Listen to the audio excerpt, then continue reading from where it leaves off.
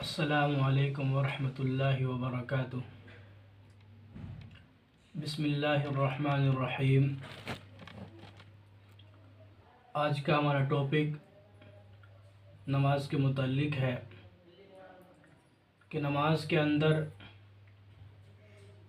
कितनी चीज़ें फ़र्ज़ है, यानी नमाज के शराइत कितने हैं और नमाज के अरकान कितने हैं। तो आज हम आपको बताएंगे नमाज के शराइत, नमाज के अरकान। नमाज के जो शराइत है वो 7 है। नमाज के शराइत 7 है। नंबर 1 बदन का पाक होना। नंबर 1 बदन का पाक होना। नंबर 2 कपड़ों का पाक होना। नंबर 2 कपड़ों का पाक होना। जिस हम कपड़े में हम नमाज पढ़ेंगे उस कपड़े का पाक होना ज़रूरी है, और वो कपड़ा नापाक है फिर अगर हम नमाज़ पढ़ेंगे तो नमाज नहीं होगी। नंबर 3 जगह का पाक होना। नंबर 3 जगह का पाक होना, यानी जिस जगह हम नमाज पढ़ रहे हैं उस जगह का पाक होना ज़रूरी है। अगर वो जगह नापाक है फिर नमाज नहीं होगी। नंबर 4 सतर का छुपाना।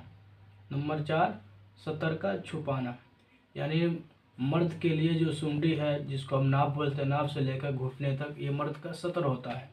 इसका ढका होना यानी इसका छुपाना मर्द के लिए ज़रूरी है। और औरतों का सतर क्या है, यानी दोनों ये गट्टे जो है, दोनों गट्टों और ये मुकम्मल पूरा चेहरा और दोनों पैर हैं टखनों तक। इसके अलावा जितने चीज़ें हैं या जो ये सब चीज़ें ढकना फ़र्ज़ है। यानी सिर्फ खुले रहने की जो आज़े हैं वो सिर्फ दोनों गट्टे तक, हाथ, पूरा चेहरा और दोनों पैर। इसके अलावा सब चीज़ों का ढका होना ज़रूरी है नमाज के अंदर। नंबर 5 वक्त का होना, यानी अगर हम ज़ोहर की नमाज़ पढ़ेंगे तो उस वक्त का होना भी ज़रूरी है। अगर नमाज के वक्त होने से पहले अगर हम नमाज़ पढ़ लेंगे तो नमाज नहीं होगी। नंबर 6 क़िबले की तरफ मुँह करना, क़िबले की तरफ रुख करना, यानी काबे की तरफ, जिसको बोलते हैं काबे की तरफ रुख करना, चेहरा करना। अगर हम पश्चिम के अलावा यानी काबे की तरफ के अलावा दूसरी तरफ अगर हम रुख करेंगे तो नमाज नहीं होगी। नंबर 7 नमाज की नियत करना, कि अगर हम ज़ोहर की नमाज़ पढ़ रहे हैं तो ज़ोहर की नियत करना, असर की पढ़ रहे हैं तो असर की नियत करना, मगरिब की तो मगरिब की नियत करना, ये ज़रूरी है।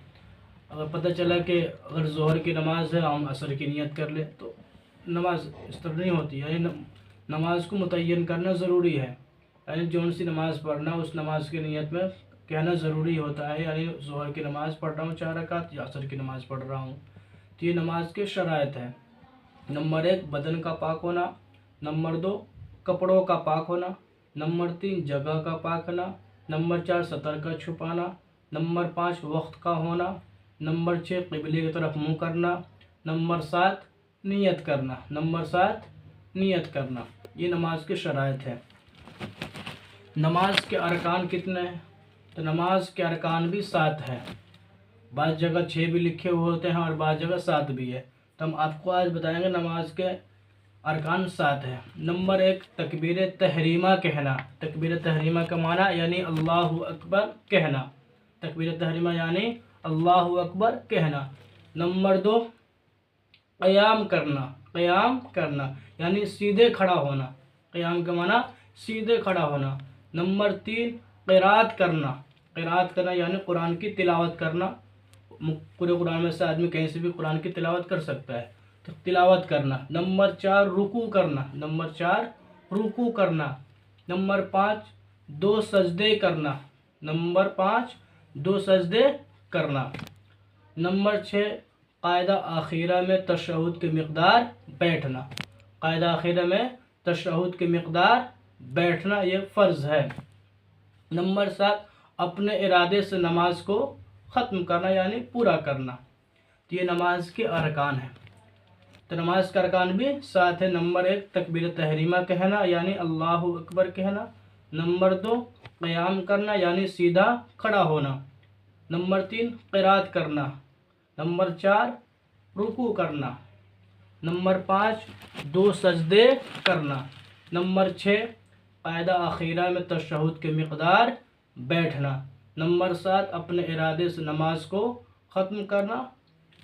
ये जो कायदा आखिरे में तशहुद के मकदार बैठना, यानी अगर 2 रकात वाली नमाज है तो दूसरे पर जो हम बैठेंगे वो हमारा कायदा आखिरा होगा। और अगर 4 रकात वाली नमाज है तो जो दूसरे नंबर पर जो कायदा बैठेंगे तशहुद के लिए तो वो हमारा कायदा आखिरा होगा। अगर 3 रकात वाली नमाज है तो जो दूसरे नंबर बैठेंगे तशहुद के लिए वो हमारा कायदा आखिरा होगा। तो कायदा आखिरे में तशहुद के मकदार बैठना ये फ़र्ज़ है। अगर इन 14 में से कोई एक चीज़ भी कसदन या भूले से रह जाएगी तो नमाज नहीं होगी, नमाज को दोबारा लौटाना पड़ेगा।